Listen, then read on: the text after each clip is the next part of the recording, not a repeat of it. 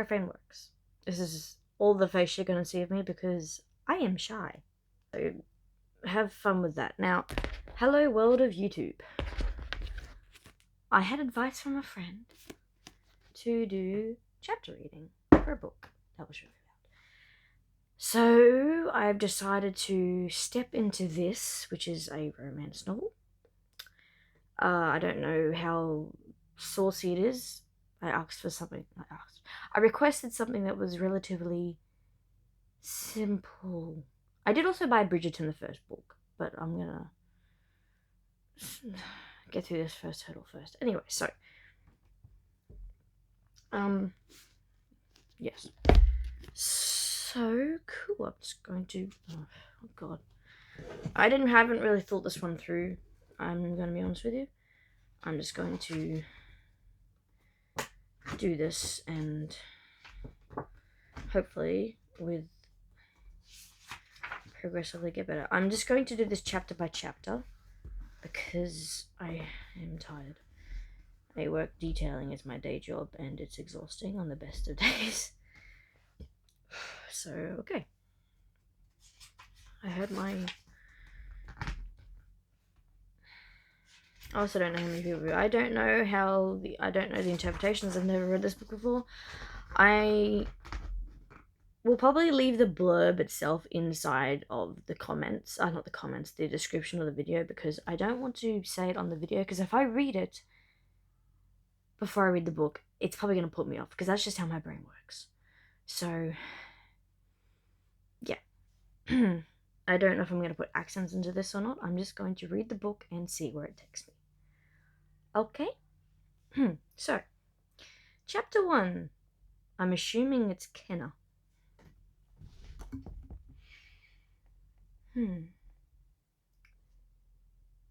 There's a small wooden cross staked into the ground on the side of the road with the date of his death written on it. Scotty would hate it. I bet his mother put it there. Can you pull over? The driver slows down and brings the cab to a stop. I get out and walk back to where the cross is. I shake it side to side until the dirt loosens around it, and then I pull it out of the ground. Did he die in this very spot? Or did he die on the road? I didn't pay attention to the details during the pre-trial. When I heard he had crawled several yards away from the car, I started humming, so I wouldn't hear anything else the prosecutor said. Then, to avoid having to sit through details if the case went to trial, I pleaded guilty. Because technically, I was. I may not have killed him with my actions, but I definitely killed him with my inaction. I thought you were dead, Scotty. But dead people can't crawl. I walked back to the cab with the cross in hand. I set it on the back seat next to me and wait for the driver to pull back onto the road, but he doesn't. I glance at him in the rearview mirror and he's staring at me with a raised brow. Stealing roadside memorials has to be some kind of bad karma. You sure you want to take that? I look away from him and lie. Yes, I'm the one who put it there. I can still feel him staring at me as he pulls onto the road. My new apartment is only 2 miles from here, but it's in the opposite direction from where I used to live. I don't have a car, so I decided to find a place closer to downtown this time so I can walk to work. If I can find a job, it'll be difficult with my history and lack of experience. And, according to the cab driver, the bad karma I'm probably carrying around right now.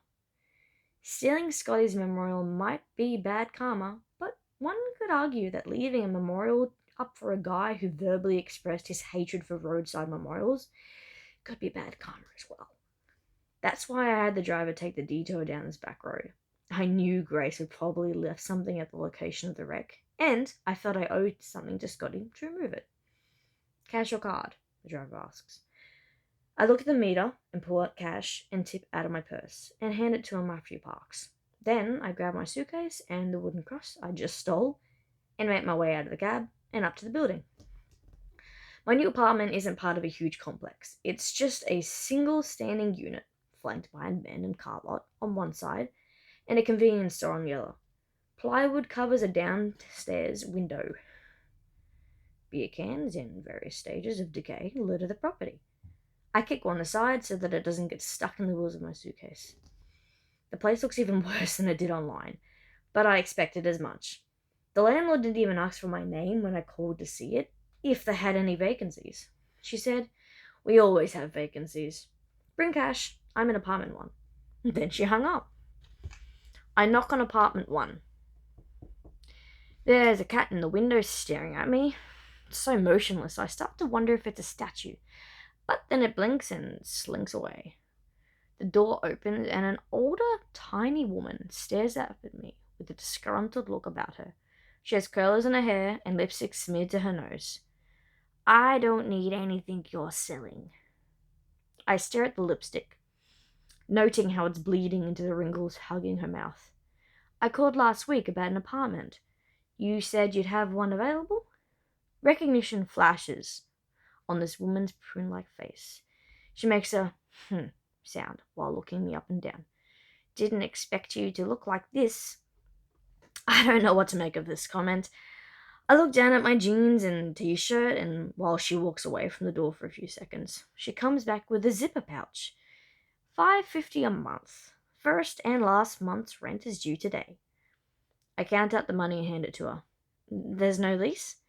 She laughs, stuffing the cash into her pouch. "You're in apartment 6. She points a finger up. "That's right above me, so keep it down. I go to bed early."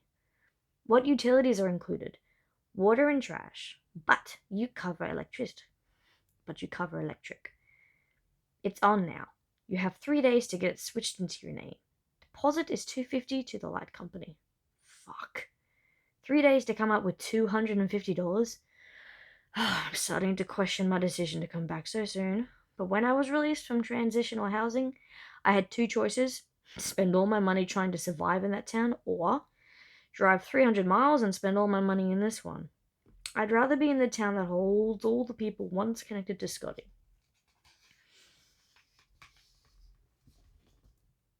The woman takes a step back into her apartment. "Welcome to Paradise Apartments. I'll bring you a kitten once you get settled." I immediately put my hand on her door to prevent her from closing it. "Wait, what? A kitten?" "Yeah, a kitten. Like a cat, but smaller." I step away from her door like it'll somehow protect me from what she just said. No thank you. I don't want a kitten." "I have too many." "I don't want a kitten," I repeat. "Who wouldn't want a kitten?" "Me." She huffs, like my response is completely unreasonable. "I'll make you a deal," she says. "I'll leave the electric on for 2 weeks if you take a kitten." What in the hell kind of place is this? "Fine," she says, responding to my silence as if it's a negotiation tactic. "The month.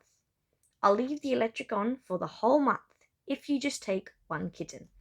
She walks into her apartment but leaves the door open.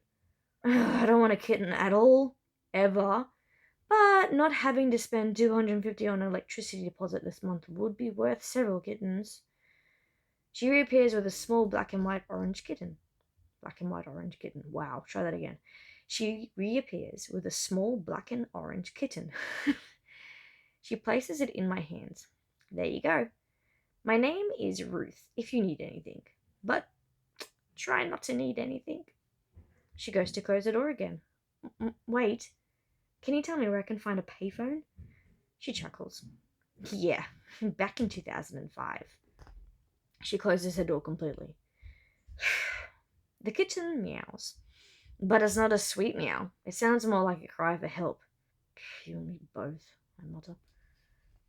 I make my way towards the stairs with my suitcase and my kitten. Maybe I should have held out a few more months before coming back here. I worked up to save just over $2,000, but most of that was spent on moving here. I should have saved up more. What if I don't find a job right away? And now I'm tasked with the responsibility of helping keeping a kitten alive. My life just became 10 times more difficult than it was yesterday. I make it up to the apartment with the kitten clinging to my shirt. I insert the key in the lock and have to use both hands to pull the door and get the key to turn. When I push open the door to my new apartment, I hold my breath, afraid of what it's going to smell like. I flip on the light switch and look around, releasing my breath slowly. There's not much of a smell. That's both good and bad. There's a couch in the living room, but that's literally all there is. A small living room, an even smaller kitchen, no dining room, no bedroom. It's an efficiency apartment with a closet and a bathroom so small the toilet touches the tub. This place is a dump. A 500 square foot absolute shithole. But it's a step up for me. I've gone from sharing a 100 square foot with a cellmate. That was not the words. I've gone from sharing a 100 square foot cell with a roommate to living in a transitional housing with 6 roommates to a 500 square foot apartment I can call my own. I'm 26 years old, and this is the first time I've ever officially lived somewhere else alone. It's both terrifying and liberating. I don't know if I can afford this place after the month is up, but I'm going to try, even if that means applying to every business I walk past. Having my own apartment can only serve to help as I plead my case to the Landrys. Landrys? It'll show I'm independent now, even if that independence will be a struggle. The kitten wants down, so I put her on the floor in the living room. She walks around, crying out for whoever she left downstairs. I feel a pang in my chest as I watch her searching corners for a way out, a way back home, a way back to her mother and siblings. She looks like a bumblebee, or something out of Halloween, with her black and orange splotches. What are we going to name you? I know she'll more than likely be nameless for a few days while I think about it. I take the responsibility of naming things very seriously. The last time I was responsible for naming someone, I took it more seriously than I've ever taken anything. That could have been because the whole time I sat in my cell during my pregnancy, all there was to think about was baby names. I chose the name DM because I knew as soon as I was released, I was going to make my way back to here and do everything in my power to find her. Here I am. Carpe diem. So that was chapter 1. How many pages is that? Doesn't matter. Okay, well. No, I won't push myself. Chapter 1, that's it. We'll do this slowly. Thanks for watching.